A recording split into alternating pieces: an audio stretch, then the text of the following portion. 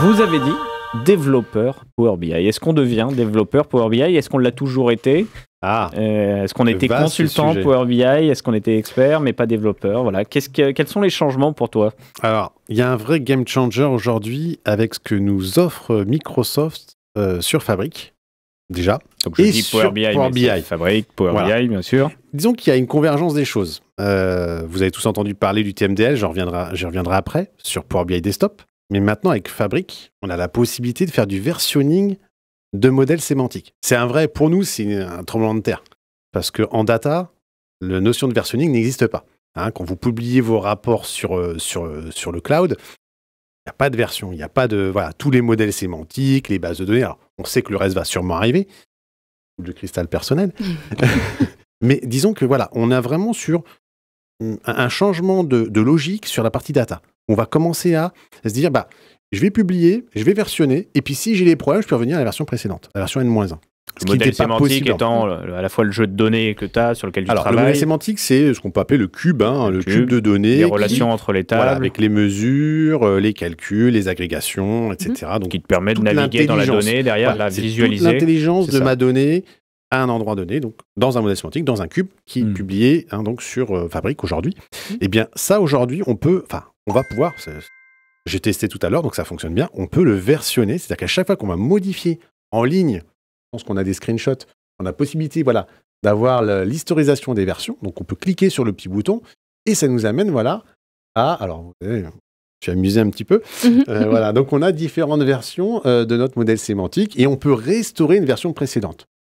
Chose qui avant n'existait pas en data. On disait tout le temps, si tu publies, t'as perdu la version d'avant, c'est clair. Et donc, si tu faisais un changement sur ton cube, un peu osé, à un moment qui te pète le modèle, globalement, tu voyais juste que côté rapport, ta donnée ne réagissait pas comme tu le souhaitais, mais sans savoir forcément d'où venait le changement. Et c'est là où je reviens sur la notion de développeur. C'est très propre aux développeurs d'avoir ce système de versionning. On a DevOps aujourd'hui, Git, etc. Et c'est vrai que d'avoir ce genre de fonctionnalité dans Fabric, ça prouve que Microsoft nous amène petit à petit à penser développeur dans le domaine de la data. Donc de se dire, tu publies, alors, est-ce que demain, on aura possibilité d'avoir tout un ensemble? On a déjà le CI/CD, dont on a parlé longuement maintenant, on a vraiment tout un panel de fonctionnalités qu'on a en CI/CD disponible. Ça va encore continuer parce qu'il y a encore des choses qui ne le sont pas complètement, mais ça, c'est un autre sujet. Mais en tout cas, on sent bien que Microsoft nous amène à penser développeur sur sa plateforme data. Donc il y a les bases de données SQL aussi. Est-ce que maintenant on fait du PBOps? Non mais ça va me faire... Et du coup, l'autre grande nouveauté, donc effectivement, là on parlait beaucoup de Fabric avec donc les versions, les restaurations de versions, la possibilité de modifier son modèle directement en ligne, donc passer du mode consultation aux modifications, ça fonctionne très bien. Mais il y a aussi une nouveauté côté desktop, qui n'est pas rien, puisque le TMDL, non seulement est disponible à la lecture, mais à l'écriture. Alors le TMDL, rappelle-le quand même, parce que même si monsieur parlait du code, monsieur parlait du code au niveau low code. En fait, on a la même chose qui arrive dans Power BI maintenant. On a nos rapports Power BI qui sont disponibles sous forme de code. On l'a eu avec le PBI R, c'est-à-dire la partie reporting, la partie graphique, qu'on pouvait adresser en code. Je pouvais modifier l'emplacement de mon visuel de façon code, donc en modifiant justement les coordonnées de la position du visuel directement dans du code. C'est déjà une petite révolution pour nous, alors qu'on a l'habitude d'y aller en drag and drop, bien sûr. Et bien là, maintenant, c'est directement ce qu'on appelle le modèle sémantique, donc le moteur derrière ce cube, avec le TMDL, qui est un langage proche du XML, enfin, pas loin. Et donc, on va pouvoir le modifier directement dans Power BI Desktop. Sans avoir besoin d'avoir accès à un langage qui venait de la communauté, qui a été finalement...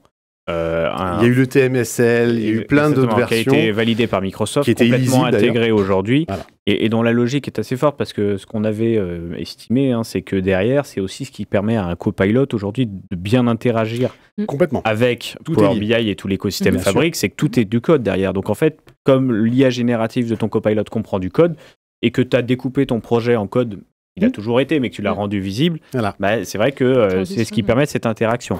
Et je le redis encore, j'attends qu'une chose dans Power BI Desktop, Microsoft nous écoute, en live ou pas d'ailleurs, c'est le bouton commit. C'est-à-dire que prochaine peut-être, moi je l'attends, c'est je je le mis comme ça un peu en large, mais un bouton commit dans desktop. C'est-à-dire qu'on va directement, à partir du desktop, publier dans son repo Git ou DevOps, directement sa nouvelle version de son rapport, puisque c'est que du code. Et à partir de là, c'est branché à notre fabrique, c'est synchronisé directement entre notre repo et notre workspace côté fabrique. Et voilà, c'est demandé plus. Donc on est vraiment dans un modèle de développement. Complètement. Là, on y va, on le sent depuis quelques temps. Mais là, on sent bien toutes les briques sont en train de venir les unes après les autres, sans compter la base de données SQL qui aussi va amener des fonctionnalités très dev. Tout à l'heure avec Romain, c'est que finalement, tu as cet accès qui est rendu disponible, tu as ces possibilités de modification de fine-tuning qui sont rendues disponibles, mais plein continueront à faire du Citizen Power BI en mode un peu low-code, graphique, comme tu dis, drag and drop et tout. Quand les plus avertis ou les projets les plus critiques iront justement peut-être fine-tuner avec une approche beaucoup plus dev, code, etc. C'est la valeur ajoutée en fait des professionnels. Alors, les professionnels ont déjà la valeur ajoutée qu'ils ont toute la partie conception d'une application ou d'une base de données, qui est quand même parfois très difficile à aborder pour quelqu'un qui n'est pas de ce métier ou de cette formation. Mais moi, je pense à SharePoint. SharePoint, quand on le regarde, c'est un outil qui a d'un côté des interfaces en clic-clic complètement dingues. D'ailleurs, la Power Platform n'est qu'une extension des moteurs de workflow de SharePoint. À la base, on avait les moteurs de workflow, d'ailleurs, qui sont en train de rendre l'âme en 2025 enfin, et de disparaître. Mais globalement, ce n'est que ça. Et finalement, SharePoint, à côté de ça, on avait l'option faire du full code. Et ça a toujours été le cas. Et je pense surtout sur les Power quelque chose, pour rappeler Power Platform, Power BI, les gens oublient toujours que c'est dans le même Power.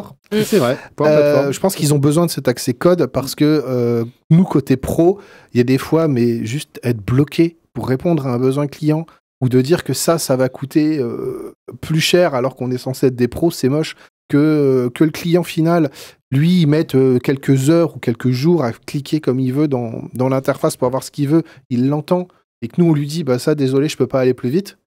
C'est moche parfois. Et il y a des fois, il y a des choses. Par contre, le côté code va ouvrir beaucoup de choses. Va ouvrir la templatisation, la génération, l'insertion, les IS. Il y a tout un univers qui va s'ouvrir. Des développeurs. Pour nous deux, voilà. L'univers du développement. Mais attention, là où je mets un petit bémol, et là, côté grincheux, qui sort, c'est que, ok, mais c'est open bar pour tout le monde. Il dit demain que la personne qui a l'habitude de faire un peu du visuel, du data vis et faire un peu les mesures, voilà, parce qu'aujourd'hui on fait des mesures en cliquant sur un bouton, nouvelle mesure, tac, on a la barre, etc. Là avec le TMDL, on voit notre mesure et sous forme de code. Donc qui demain va pas aller toucher, de la modifier, ça fonctionne plus, etc. Bon, heureusement maintenant on a le versionning. Mais voilà, mais oui, non, mais ils ont peut-être pensé avant, ils se sont dit tiens, le versionning fera que voilà. Des personnes qui n'ont pas à toucher du code, ou en tout cas qui n'ont pas l'habitude de toucher du code, s'ils font une bêtise pour revenir à la version précédente, évidemment. Mais voilà, mais en tout cas, ça ouvre des perspectives énormes, et pour moi, c'est un vrai game changer. C'est même, alors pour revenir à la question du départ, développeur Power BI, peut-être que oui, en 2025, on pourra dire tu es un développeur Power BI ou développeur fabrique à quelqu'un, alors qu'avant, c'était toujours un peu... Il l'a dit. Ça sera marqué alors dans les journaux. Alors qu'on se disait tout le temps, non, on n'est pas développeur, on est des experts, mais pas vraiment Benjamin, des développeurs. si tu nous entends dans tes vacances.